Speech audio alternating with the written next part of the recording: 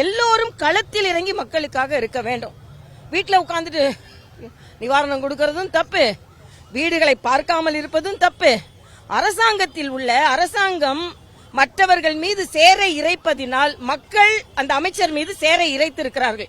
இதுல நாங்க அரசியலாக்க விரும்பவில்லை. அரசியலாக்கினா அதோட சேரு எல்லாம் எவ்வளவு வெளியே வரும் அப்படின்னு அவர்களுக்கே தெரியும். அதனால அந்த சேரை அப்படி பூசி மொழிகிட்டாங்க. சேரை வைத்தே பூசி மொழிகி விட்டார்கள் அவர்களின் கையாலாகத்தனத்தை என்பதைத்தான் நான் தெரிவித்துக் கொள்கிறேன். இல்ல இதுல யார வேணாலும் இவனை குற்றம் சாட்டலாம். யாரோ போட்டாங்க அப்படின்னு மக்கள் தான் அதை செய்திருக்கிறார்கள். நீங்கள் பாஜக மேல குற்றம் சாட்டலாம்.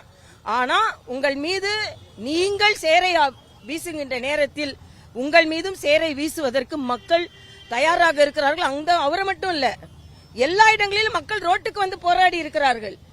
உணவு கிடைக்கவில்லை என்று போராடுகிறார்கள்.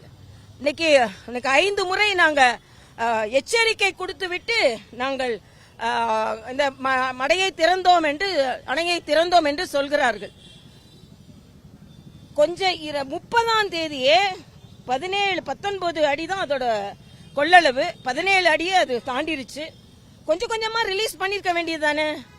ஆக மக்களை பற்றி கொஞ்சம் கூட சிந்திக்காமல் நடு இரவு எச்சரிக்கை வந்தது என்றால் மக்கள் என்ன செய்வார்கள்? சரி, 5 முறை நாங்க எச்சரிக்கை கொடுத்தோம், ஆனா மக்களை பாதுகாப்பதற்கு என்ன நடவடிக்கை எடுத்தீர்கள்? ட்விட்டர்ல கூட ஒரு நடுநிலையாளர் போட்டிருந்தாரு, எல்லாத்தையும் செல்போன் இருக்கு, அட்லீஸ்ட் அப்படி ஒரு அபாயகரமான எச்சரிக்கையா நீங்க கொடுத்திருக்கலாம்.